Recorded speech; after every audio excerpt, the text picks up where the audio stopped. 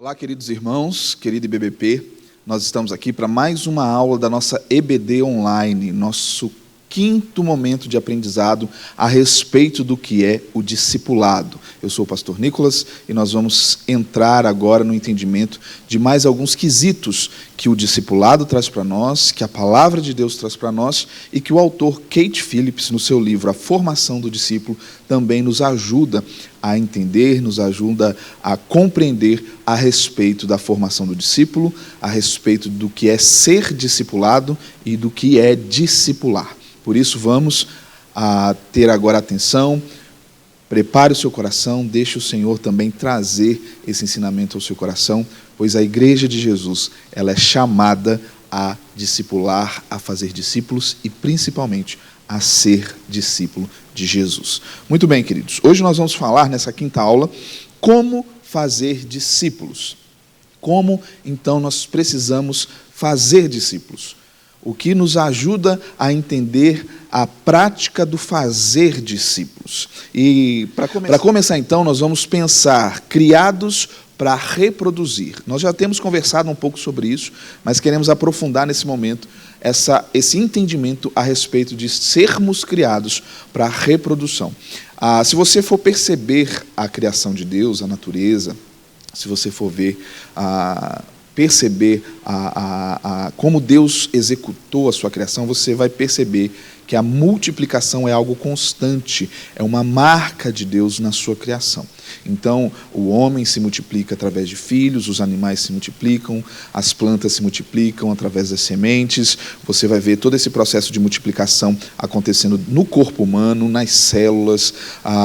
Você vai ver isso através dos oceanos, onde há a multiplicação da vida marinha, a multiplicação até mesmo dos gases que são produzidos na terra e no oceano produz isso através das algas. Eu não sou muito bom em biologia não, irmãos, mas nós percebemos isso, percebemos que Deus, Ele colocou a sua marca multiplicadora na sua criação, e Ele traz isso para o processo discipular. Por quê? Ele nos convida, Ele nos convoca, Ele nos chama e ensina-nos a multiplicar discípulos, termos uma vida de reprodução de discípulos. Então, quando nós morremos para nós mesmos, quando nós entendemos o que Cristo faz na nossa vida, quando nós entendemos aquilo que Jesus realiza na nossa história, nós morremos para a nossa vontade, Ele passa a ser o Senhor da nossa vida. Ele passa a decidir tudo sobre a nossa vida, a nos apontar todos os caminhos. Nós somos dependentes dos apontamentos de Deus para a nossa história, para a nossa vida. E quando nós morremos, então, para a nossa vontade, nascemos para Jesus, nós nos tornamos, então, um discípulo que está disposto a continuar multiplicando a vida de Jesus em outras vidas. Olha o que Jesus vai dizer em Lucas 9, 23 a 27, um texto correlato de outros textos também dos evangelhos, onde Jesus fala sobre o morrer para si mesmo. Então ele vai chegar diante da multidão e vai dizer: se alguém quer ser meu seguidor, negue a si mesmo, tome diariamente a sua cruz e me siga. Então, se você quer ser realmente o meu discípulo, você vai abrir mão de toda a sua vida, de tudo aquilo que você considera importante e tudo aquilo que eu entendo que é importante e que eu determinei como Senhor da história, Jesus dizendo, isso vai ser agora a sua vida. Então você vai negar a si mesmo, você vai tomar a sua cruz, porque você está morrendo a cada dia para você, não é mais o seu eu que interessa, mas Jesus no centro da sua vida, sentado no centro do seu coração, e você vai seguir a Jesus.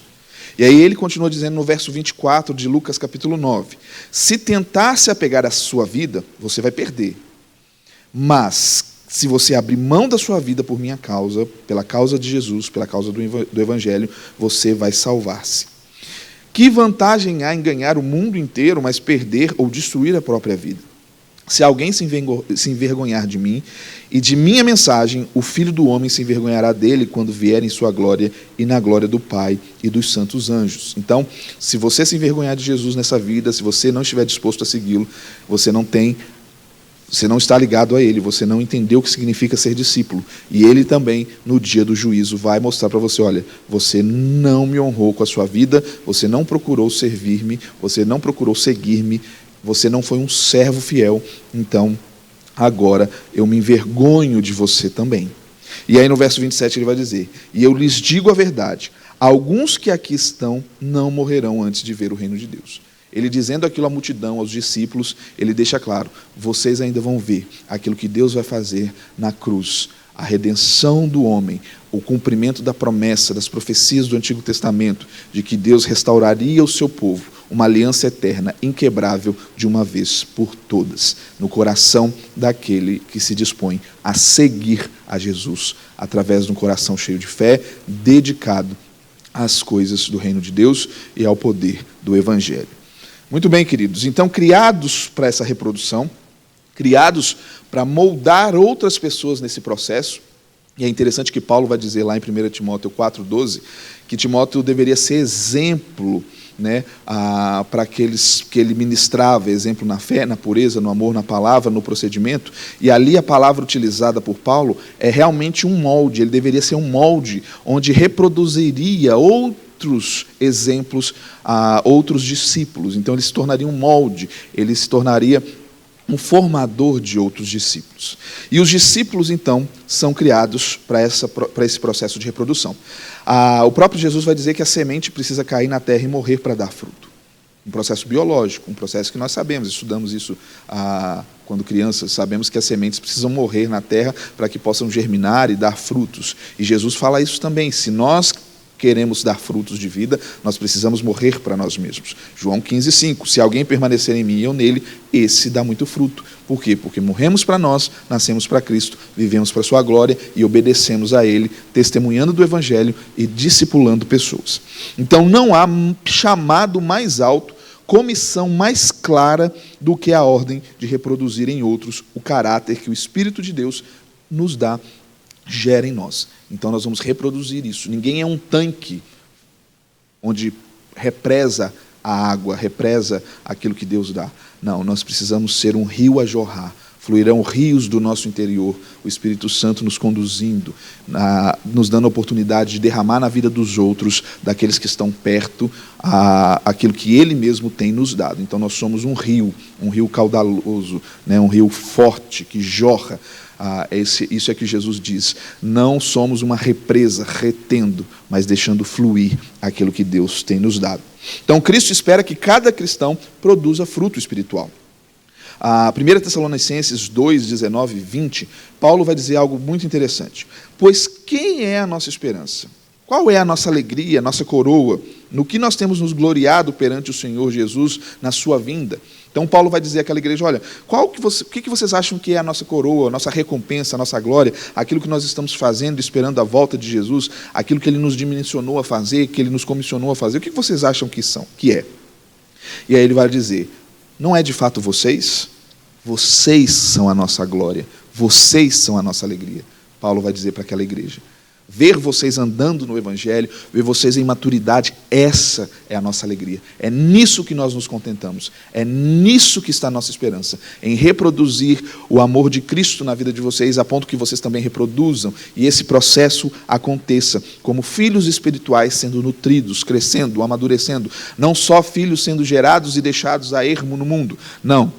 Filhos sendo gerados, filhos espirituais, pessoas se convertendo a Jesus, mas também passando por um processo de mudança, de santidade, de transformação, de maturidade, de aprofundamento, para que também venham trazer outros para a vivência do Evangelho. E aí, esses discípulos maduros, então, produzem frutos duradouros, que são de geração em geração. Nós vamos ouvir essa expressão tantas vezes na Bíblia. O conhecimento do Senhor sendo passado de geração a geração.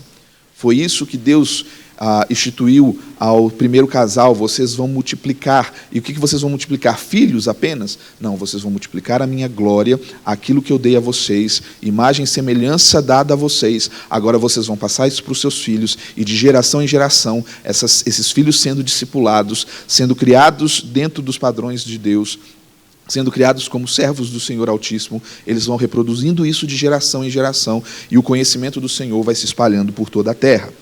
1 Pedro 2,9, Pedro vai dizer: vocês, porém, vocês são a geração eleita, Então, essa geração que foi eleita para conhecimento do Evangelho, para reconhecimento dos mistérios que estavam ocultos em Deus, mas agora revelados em Cristo Jesus, precisam ser demonstrados, trazidos à realidade de todos. Então, vocês são essa geração eleita, esse sacerdócio real, essa geração que vai conduzir outros a Cristo, que vai ali servir a outros, conduzindo a Cristo. Vocês são uma nação santa, um povo separado em santidade, exclusivo de Deus, para quê? Para anunciar as grandezas, para anunciar Cristo, para anunciar o que Jesus faz na nossa vida, daquele que os chamou das trevas, ele nos tirou das trevas, da perdição, da morte espiritual e nos trouxe para a vida.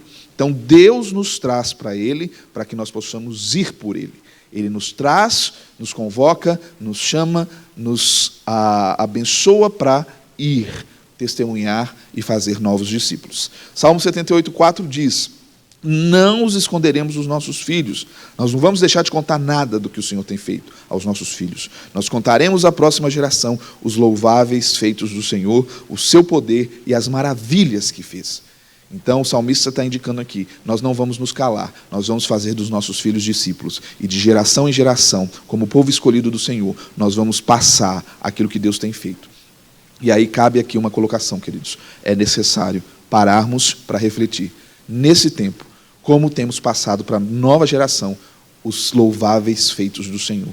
Na nossa vida, na nossa história, na história da humanidade, como temos discipulado filhos. Às vezes permitimos, infelizmente, que as nossas crianças, os adolescentes, passem horas estudando tantas outras coisas, jogando videogame, vendo tantas coisas.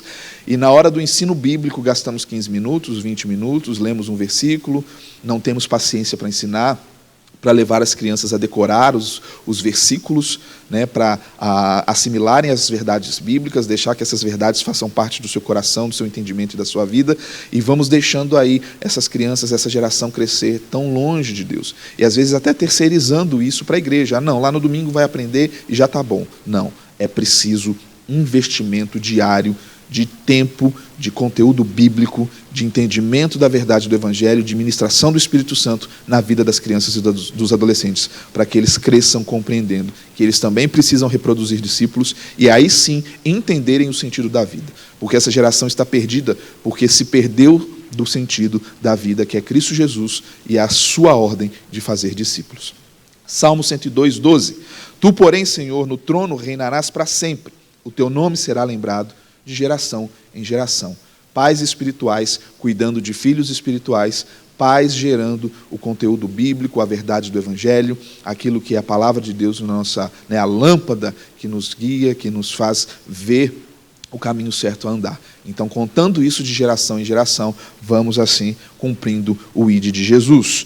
Filipenses 2,16, Paulo vai dizer sobre o medo dele, daquela igreja se perder, e ele vai dizer isso em outros momentos, em outras cartas também, sobre o zelo que ele tem a respeito dos seus filhos espirituais e do medo que eles se desviem da verdade bíblica. Então ele vai dizer: retendo firmemente a palavra da vida, assim no dia de Cristo eu vou me orgulhar de não ter corrido e nem me esforçado inutilmente. Então Paulo vai dizer, olha, há um orgulho santo, digamos assim, uma felicidade, uma alegria, um desejo alegre no meu coração de entender que vocês estão correndo da forma correta e eu estou me esforçando de forma positiva e não de forma inútil a respeito da vida de vocês, para que vocês se tornem realmente crentes firmes na palavra de Deus. Ele vai dizer ainda isso na primeira carta a Tessalonicenses 3:5.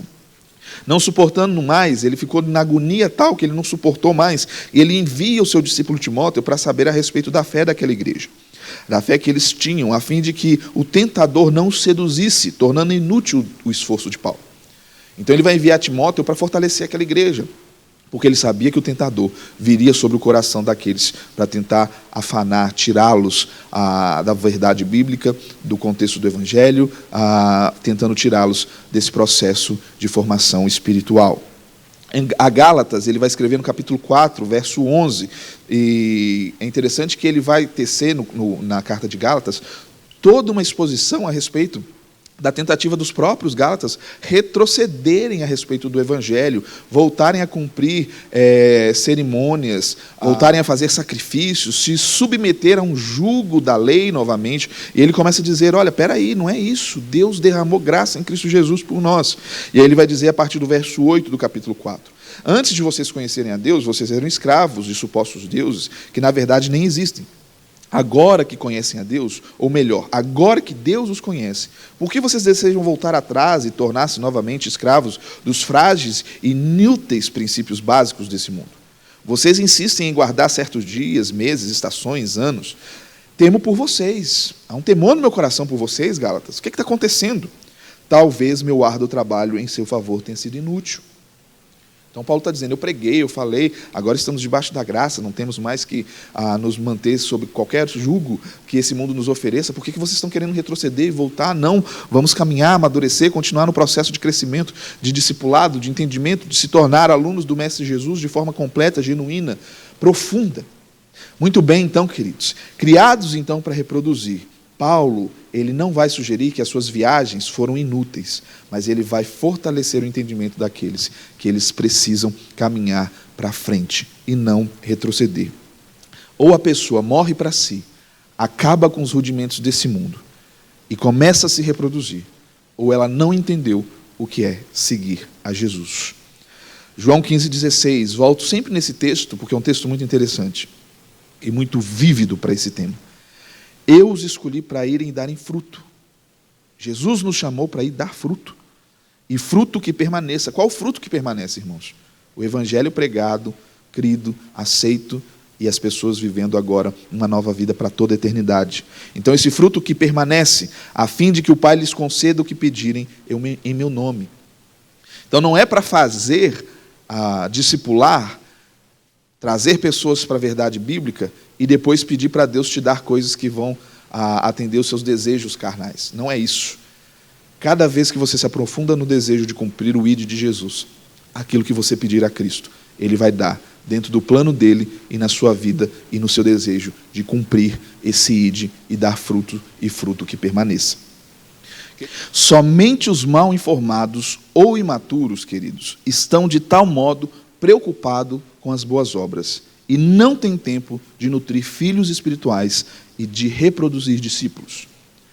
Somente crentes que não entenderam o seu chamado estão apenas interessados nas boas obras, nas coisas desse mundo, em fazer coisas e não cumprir o chamado de Jesus de ensinar e reproduzir discípulos.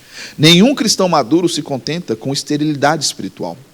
É interessante que quando você vai fazer um estudo a respeito do povo antigo, do povo do Oriente, do próprio povo judeu e de toda a jornada de construção histórica e social desse povo, você vai perceber que era algo terrível para o judeu ele não poder perpetuar sua descendência, não ter filhos. Tanto que quando um homem morria sem deixar descendentes, um irmão dele, o próximo irmão, ele deveria trazer descendência para o seu irmão através de uma relação com a sua cunhada, né, com a esposa do seu irmão que havia falecido, para perpetuar sua descendência, para que não deixasse de ter descendentes. Claro que a gente vai entender hoje, biologicamente, que esse processo, cientificamente, não traz descendentes daquele que morreu, mas havia ali um entendimento que a geração daquele não cessaria. Então, para o homem ser estéril, não poder dar filhos, era algo terrível. Para a mulher também não poder gerar filhos para o homem, era algo terrível. E para o evangelho, um crente estéril, que não dá fruto, que não vive esse reproduzir de discípulos, é algo também terrível para a vida do crente. Porque todo crente em Jesus está reproduzindo. Romanos 14:15, Paulo vai dizer: e certo eu estou, meus irmãos, sim, eu mesmo, a vosso respeito, de que estáis possuídos de bondade, cheios de todo conhecimento, aptos para admoestardes uns aos outros. Então, todos os crentes em Cristo Jesus têm a possibilidade de fazer discípulos, de cumprir o chamado de Jesus, de admoestar uns aos outros, de trazer uns aos outros a realidade de Cristo. Ainda na carta de Hebreus, nós vamos ver o escritor expressando no capítulo 3: tende cuidado, irmãos, jamais aconteça de haver em qualquer de vós um coração perverso, cheio de incredulidade, que vai afastar vocês do Deus vivo. Pelo contrário, exortem uns aos outros mutuamente a cada dia, durante o tempo que se chama hoje, a fim de que nenhum de vós seja endurecido pelo engano do pecado. Então vamos trabalhar, hoje é tempo, é hora de fazer discípulos, é hora de cuidar uns dos outros, é hora de exortar uns aos outros, é hora de exortar mutuamente uns aos outros, é hoje, para que ninguém tenha um coração endurecido, para que ninguém tenha um coração endurecido a respeito da fé em Cristo Jesus. E aí, queridos, exortar e admoestar não é só dar um tapinha nas costas no domingo. Chegamos aqui no domingo, está triste, irmão, Deus vai cuidar de você, tchau, até o próximo domingo. Não. É realmente ter um coração desejoso de andar com o outro, ter um coração desejoso de realmente estar com o outro, ter interesse pela vida do outro, ter interesse pelo que está acontecendo, ter interesse para que o outro atinja a maturidade. Isso é realmente caminhar um com o outro. Criados para reproduzir, examine a sua vida. Quantos discípulos de Jesus você já fez? Quantos discípulos de Jesus você já orientou? Quantas pessoas você levou à maturidade? Quantas pessoas você tem ali como um vaso formado pelo oleiro, as marcas do seu dedo, das suas digitais, no coração dessas pessoas, onde elas podem dizer: fulano realmente conduziu-me a um amadurecimento em Cristo Jesus. Quantas pessoas? Não seja genérico, irmão. Agora aqui, vou ser bem pastoral. Não seja genérico. Eu dei aula para 30 pessoas na EBD. Não. Quantas pessoas você discipulou?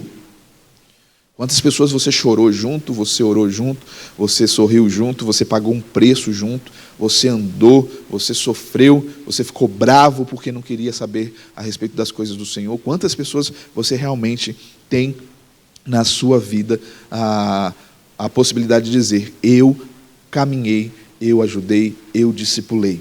Talvez você frequente fielmente a igreja há tantos anos, cante, seja diácono, apoie o grupo jovem, apoie o pastor de missões, vá a viagens missionárias, seja líder de pequeno grupo, esteja envolvido com tantas atividades, ajude nas atividades sociais, faça tanta coisa, atividades recomendáveis, claro, coisas que realmente nós precisamos fazer, mas não chegaram ou não chegou a cumprir aquilo que Jesus mandou dizer. Envolvido com tantas coisas, perdeu-se de fazer aquilo que Jesus disse claramente que deveria ser feito, que é fazer discípulos. Criados para reproduzir, não podemos substituir a obediência a Jesus por outras coisas. Um discípulo que funciona é mais valioso para a edificação da igreja do que uma multidão de cristãos tomados por atividades que não evidenciam a realidade da formação de discípulos de Jesus profundamente. Então não adianta ter um monte de crente fazendo um monte de coisa que não seja fazer discípulos de Jesus. Então resista a essa tentação do dito trabalho cristão, envolvido com tantas coisas e não envolvido realmente com a pregação do Evangelho. A primazia da pregação e da formação de discípulos sustenta a igreja e faz com que a igreja continue crescendo. Igrejas que não discipulam, igrejas que não trabalham fielmente no coração daqueles que estão chegando, que não gastam tempo, que não dedicam tempo. E é gastar tempo mesmo, irmãos. É realmente dedicar-se, é realmente entregar-se no processo de discipular. Vão ver as suas igrejas padecerem e morrerem, porque essa geração, principalmente, com tanta influência que ela tem ao redor dela, precisa ter o conhecimento das coisas de Deus. E se ela não tiver, nós vamos ver as igrejas como nós já temos visto na Europa, nos Estados Unidos e em algumas nações do mundo, morrendo, porque não houve um discipulado firme, constante da vida daqueles que estão chegando para o Evangelho. Criados para reproduzir. A reprodução espiritual é o desejo e a responsabilidade de cada discípulo. E Satanás vai tentar nos impedir, vai colocar um monte de coisa para a gente fazer, vai nos impedir de entender isso, porque ele não quer que discípulos de Jesus sejam feitos. Mas aquele que ama a Cristo, entende a bondade derramada de Jesus na cruz e a perfeição desse chamado de Jesus, vai se qualificar a fazer discípulos, vai entender que precisa reproduzir. Morreu para si mesmo, para ter esse compromisso constante de dar a sua vida por seus irmãos. 1 João 3,16 é essa declaração. Devemos dar a nossa vida por nossos irmãos. Muito bem, queridos. O autor, o Kate Phillips, ele vai contar uma história interessante a respeito desse gerar filhos espirituais e como isso precisa de uma dedicação abundante, de realmente um desejo profundo de fazer discípulos, de ser discípulo, de fazer discípulos. E ele vai contar uma história no livro, como ele começou a conduzir a sua equipe, lembrando que ele estava ali no subúrbio de Los Angeles, trabalhando com jovens e adolescentes, e muitos voluntários se apresentavam. Muitos voluntários chegavam e diziam: eu quero ajudar, eu quero trabalhar, eu quero estar com você, deixa eu trabalhar, eu ajudar, Deus está me chamando. E ele começou a perceber que esse processo de fazer discípulos não era um processo que você chega, vem e na hora que você quiser você vai embora. Não. Quando você se compromete com o crescimento de uma pessoa, você tem que estar com ele até o fim. E ele começa a pegar pesado com a sua equipe e dizer: olha, se você está se comprometendo a ser discipulador de alguém, enquanto essa pessoa não estiver pronta, madura, para discipular outras pessoas, você tem um compromisso com ela. Como um pai gera um filho, e a gente vê isso acontecer hoje em dia, nós vemos pais deixarem os seus filhos, e isso é terrivelmente algo maligno, mas um pai, um crente em Cristo Jesus, transformado, ele cria aquele filho, ele quer que aquele filho cresça, amadureça, e caminhe com as suas próprias pernas, fazendo as melhores escolhas. Então ele vai dizer: olha, se você quer participar da minha equipe, preste atenção, porque se você pegar alguém para discipular, alguém para cuidar, você precisa ir até o final. E aí ele vai dizer: resolvemos que cada membro da equipe que viesse deveria ter um compromisso com Deus de ministrar conosco, até pelo menos fazer um discípulo que pudesse levar avante o ministério por ele começado. Não existe um período determinado, existe um compromisso real. Então, se você está vindo para trabalhar e fazer discípulos, ele explica, né? Você vai ter que entender que enquanto você não tiver outra pessoa para continuar fazendo aquilo que você está fazendo, você tem um compromisso conosco, você tem um compromisso com o Evangelho e com aquilo que Jesus está fazendo. É o que Eclesiastes 5, 4 e 5 vai dizer: se você fizer um voto, cumpra-o sem demora, pois se você não cumprir, vai ser como os tolos que desagradam a Deus. Então cumpra o seu voto, ou é melhor não fazer. Então, se o candidato tivesse alguma dúvida, ele nem começava a fazer parte da equipe. E é isso que Jesus vai nos dizer: se você tem alguma dúvida sobre seguir o Evangelho, nem vem fazer parte desse time. Porque quando você entra, você precisa calcular o preço. Porque você vai precisar calcular esse preço e executar essa obra da melhor forma possível. Muito bem, queridos. Criados para reproduzir, precisamos despertar pessoas, equipar pessoas para o Evangelho, despertar para o Evangelho, equipar para viver uma vida cristã e sermos realmente responsáveis por aqueles que temos caminhado. Para você pensar, criados para reproduzir, a multiplicação espiritual é o seu desejo sincero? Você realmente quer ver pessoas crescendo em Cristo Jesus? Você tem um compromisso constante com a morte do seu eu para que outros possam conhecer a Cristo? Você está disposto a isso? Você está comprometido em conduzir novos cristãos à maturidade? Você quer sair dessa bolha que você vive, onde o Evangelho só fica em torno de você, e você quer levar outras pessoas a conhecerem Jesus também? Você se sente desafiado a isso? E aí, queridos, eu coloco aqui um medo grande no meu coração, que talvez a gente tenha falado tanto sobre discipulado, falado, e às vezes isso só fica no campo do conhecimento. Não, a gente precisa trazer isso para a prática. Isso precisa ser uma prática do povo de Deus. Quem você está orando? Por quem você está orando? Para alcançar a Cristo? Por quem você está se dedicando a falar de Jesus? Você tem essa consciência? Ou sua consciência é a respeito apenas do que você quer de Deus? Aquilo que você precisa? Enquanto Deus estiver fazendo por mim, está bom. Não, queridos. O Evangelho é para ir, é para executar, é para fazer. Então, você crê que Deus vai te dar responsabilidades e te dar responsabilidades por novos crentes, a qual colocou você para cuidar, para zelar? Você já experimentou isso? E talvez você sente que a sua vida cristã é tão imatura, superficial, porque você não se permitiu ir além, dar um próximo passo, realmente cuidar de pessoas, tratar de pessoas, ir profundo no cuidado de pessoas. Muito bem, queridos. Então, nesse processo de discipulado, como identificar um discípulo? Como identificar alguém que você pode cuidar, que você pode zelar? Como você pode entender que chegou a hora de você fazer um novo discípulo? Primeira coisa, tem um alto padrão. Ele vai contar, o Kate Phillips no livro, nesse capítulo que os sábados dele, quando criança, era jogando beisebol. E aí ele queria sempre escolher os melhores do time para poder fazer o seu time e o seu time sempre ganhar. Então ele passava o sábado todo jogando beisebol. E aí ele, né, sempre formava a melhor equipe. E eu me lembrei que eu sempre era o último a ser escolhido para qualquer esporte, porque eu sou péssimo em esporte. Então a minha equipe comigo realmente tinha muita dificuldade, porque eu era um jogador realmente fora do time, apenas correndo ali, porque não tinha habilidade esportiva nenhuma. Mas para ele, o interessante era ter a melhor equipe, o melhor desempenho. E aí, quando nós vamos pensar nos discípulos, você também precisa entender que você vai dedicar a sua vida a pessoas também que estão interessadas, que vão ter um bom desempenho, que realmente vão desejar ser discipuladas. A escolha da pessoa ser discipulada é muito importante, para que você dedique o seu tempo, para que você realmente invista na vida de pessoas que desejam ser discípulos de Jesus. Porque às vezes a gente gasta tempo que nós temos, que hoje é tão escasso, com pessoas que não querem. E aí nós vamos investindo o nosso tempo, nós vamos investindo as nossas habilidades, aquilo que Deus tem nos dado, o nosso interesse, em pessoas que não querem. E nós precisamos ser realmente...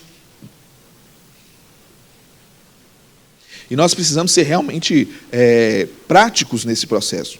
Jesus, quando ele chamou os discípulos, ele já sabia o que ia acontecer. Ele sabia que ia dar trabalho. Se você for olhar os discípulos, Pedro, então, como deu trabalho?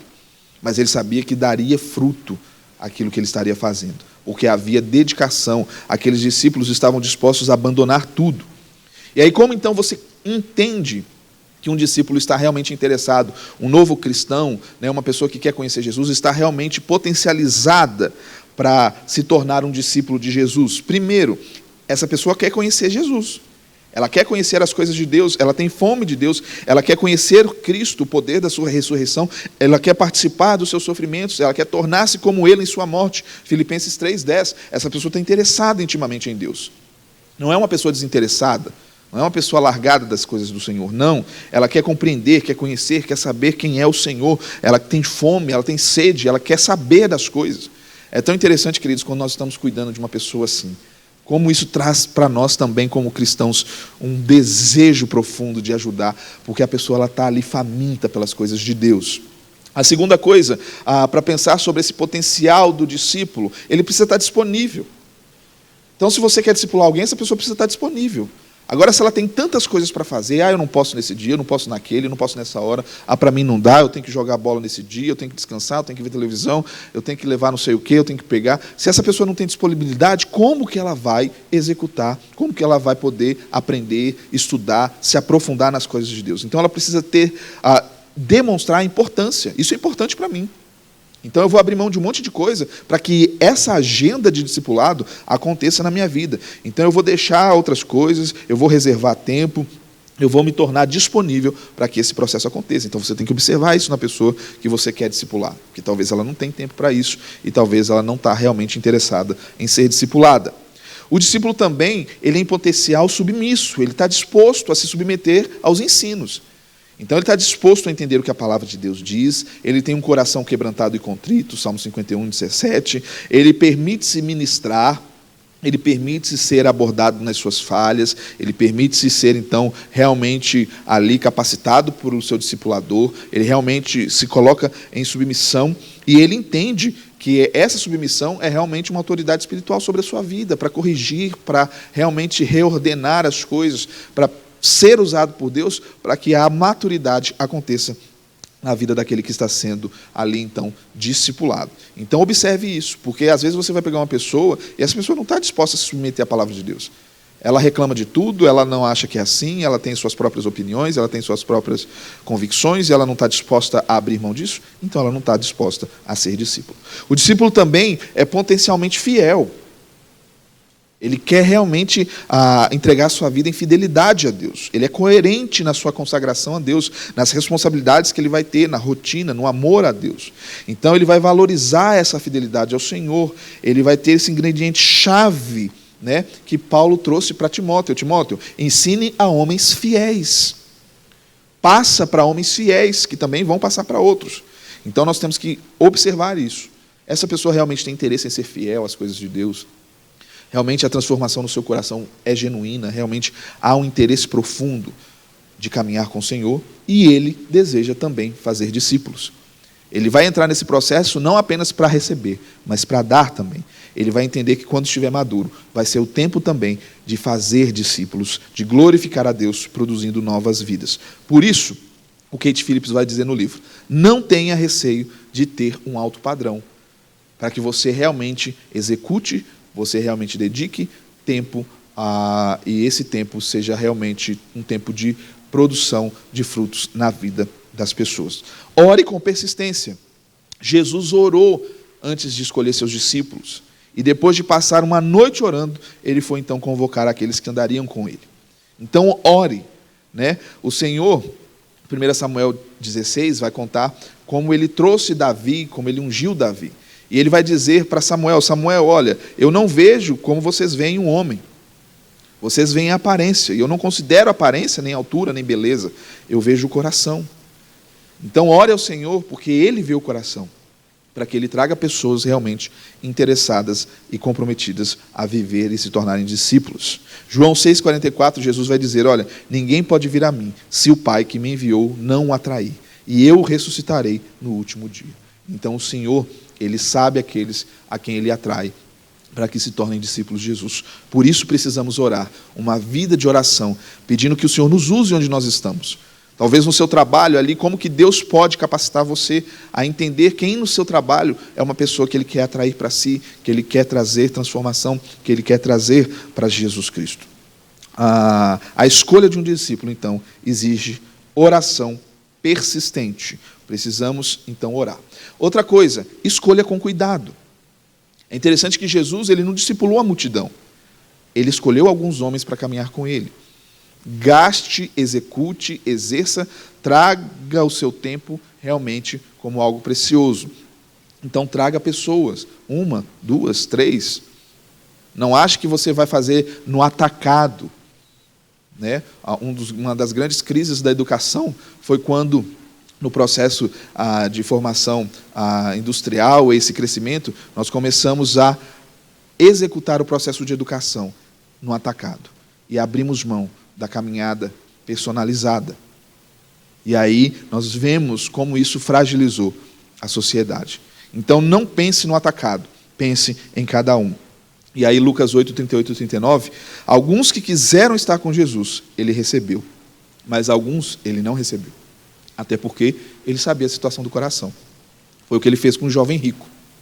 Ah, Senhor, o que eu devo fazer para herdar a vida eterna? Ele sabia que aquele jovem não tinha o coração voltado para as coisas do Senhor. Que o coração dele estava tomado pelo desejo das riquezas. Então, muitos que desejaram seguir a Jesus, ele disse, vai enterrar primeiro os seus mortos.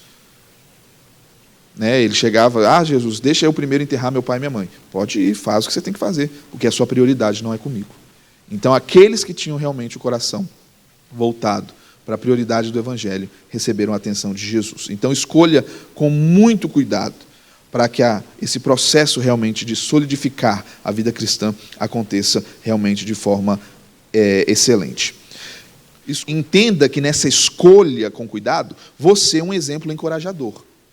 Então, você também está encorajando pessoas.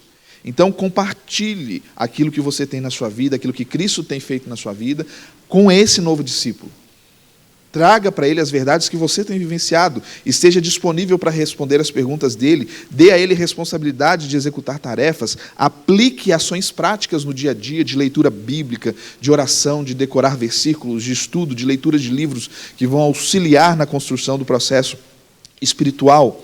E aí, entenda que esse empurrar, esse encorajar também tem muito do que você vai executar na vida. Por isso, execute isso na vida desse discípulo, escolhendo todos os processos com muito cuidado e, principalmente, escolhendo o próprio discípulo com muito cuidado. Paulo vai dizer para Timóteo, no capítulo 5, verso 22, não se precipite em impor as mãos sobre alguém. Então, não se precipite em trabalhar na vida de alguém, se você não estiver disponível, se você entender que aquele coração também não está disponível. Todo crente que já está no Evangelho há tantos anos tem a capacidade de multiplicar tudo aquilo que tem no seu coração na vida de outros. Então, não se intimide por esse processo. O processo do discipulado não pode ser um processo intimidador. Ele é um processo convidativo, porque é uma ordem dada por Jesus. Então, todo crente que está aí já na jornada há tanto tempo tem condições de discipular pessoas. Então, depois de orar, depois de escolher com cuidado, de mostrar o caminho, é hora de lutar junto, de caminhar junto com o seu discípulo, de lutar junto com ele, lutar junto com aquele que tem caminhado com você, né, para que esse caráter semelhante ao de Jesus seja formado em compromisso, em submissão. Então é andar junto, é abrir o coração, é deixar que as coisas que estão lá escondidas sejam trazidas à tona, para que haja perdão dos pecados, libertação da escravidão do pecado. Então é preciso caminhar junto, é preciso andar junto, é preciso realmente se submeter um ao outro para que haja cura no coração, o confessar dos pecados uns aos outros para que haja libertação desses pecados através de Cristo Jesus. Tiago, no capítulo 5, verso 16, que ele vai dizer isso, olha, confessem os seus pecados uns aos outros, orem uns pelos outros para vocês serem curados. Diga para o outro, esse discípulo que está chegando, ele precisa ali abrir o seu coração e dizer, olha, tem momentos que eu tenho pensamentos de lascívia, eu tenho uma prática de roubar, eu sou orgulhoso, eu sou desobediente, eu estou viciado em pornografia, eu estou viciado no álcool. Esse discípulo precisa ter a possibilidade de trazer isso, de confessar seus pecados e dizer para o seu discipulador, olha, me ajuda. E esse discipulador precisa abraçar, dizer para ele, vamos orar, vamos pedir ao Senhor que traga libertação, pois Jesus nos libertou na cruz de toda a opressão que o pecado pode trazer. Por isso a oração do justo é poderosa e eficaz, porque o justo reconhece que só em Jesus há o poder de libertar-nos de todo o mal e de todo o pecado. Por isso essa luta junta não é uma luta onde pode haver coisas escondidas.